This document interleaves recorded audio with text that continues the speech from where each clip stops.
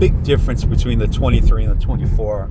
This thing's all concrete here. I'm in Long Island and cutting up the back way so I don't have to hit any traffic. Extremely faster, up higher. Did a couple 120 runs like it was nothing. And I have to say, much more quieter. It really is. Car is in a better state, like dynamics wise, and what I mean is, you could, I don't need that actually, you know what, I don't need to be crazy, but also steering, sorry about the sun, it's just one of those times, but yeah, the car is just, it's planted a hell of a lot better. It feels a lot more secure on the road. The other one, oh my God, the car was like this all the time. I don't get it. Other car, when I traded in, had 10,000 miles. And it didn't have bent wheels, nothing. It wasn't abused. It was just terrible. I took it to the Poconos, and I was like, I'm not driving this car here again. It's terrible. It was just, it felt like a piece of crap. It really did. It was junk. And I was like, yo, I'd rather take the Q3. I'd rather take the Audi. I set up the Audi to be a highway car, 120, whatever, and it's smooth as butter. Whereas the Tesla was just like, it was really loud. You Tesla owners know what I'm talking about. Actually, even with the window down a little bit, it still sounds quieter than it did with the window up. So I don't get it, but they've definitely improved a lot on this vehicle. I'll give them credit. It's a lot better. It's not Audi quality, that's for sure, but it is a $47,500 supercar. That's a 10-second car. Let's keep it real. Okay? We bought this car, $47,500 after that $7,500 immediate rebate. No tax credit crap, just right off the price of the vehicle. So it was nice. It made a big difference. Where are you getting a 10-second car for this kind of money? The next car that could beat this car is the Plaid at 80 G's, basically, right?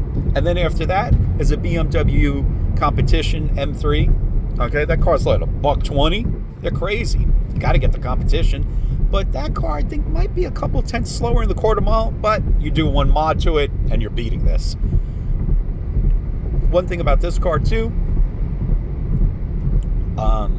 it's a cheat code. That's what this vehicle is. You want to cheat, you want to race, you want to cheat. I'll blow away a Demon, I'll blow away a Hellcat. They can't hook up. Where are you going? You going to a prep trap with glue in it? That's what you got to do in order to get those lower times. And even then, you could barely get them. With this car, there's no launch control. You just gun it and you go. Have I felt tire slippage on it? Yeah, I have actually. You could feel it for like a quick millisecond. There is sometimes a little bit of slippage. I mean, a lot of power is being put down to the ground. Let's keep it real. I would say the other one had 500 horsepower. I seen guys on dynos saying 500 and change, whatever. This one, I think this one might actually have 600. And I'm not trying to exaggerate. I'm not a Tesla fanboy at all. I'm a realistic person. And the reason why I say that is because the other car was like, what, 11.7? And this car now is what? This is basically a 10.7 car, 10.6 car I've seen. I mean, the cheat with this thing is easy. All you got to do is have it juiced up almost to the max and then put down that you're going to the supercharger to heat up the battery. All these idiots online, these so-called geniuses with all these YouTube channels that got big YouTube channels too, by the way, like, they're sponsored by Auto Trader or Haggerty or whatever it is. They're at test tracks and everything. These idiots have track mode on. Track mode has nothing to do with launching. Track mode cools the batteries. You don't put that on in order to make this car fast. You do that if you're going around a track circuit to keep the battery cool. But for launches, you need to prep this car at almost 100, then put that you're going towards a supercharger, and then it will warm up the battery, and you'll get those kind of runs. That's the cheat code. That's the secret. So, 80 miles an hour, not bad. You know what? Car is really a lot nicer at these speeds.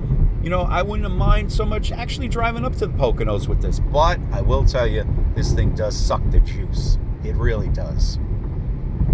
I went out here today And this thing did use a lot of miles. That's what I don't like. Last car too, I was going very, very fast back from the Poconos, and it did use it up so much so that I had to stop and charge. So we'll see. But hey, 80 miles an hour, 125. What do we got here? Hold on. 41% left. Right now I'm in chill mode. You know, I had to take out a couple cars today, do a little insane mode, but we'll see. A lot better, you know, and this is coming from a Tesla hater too.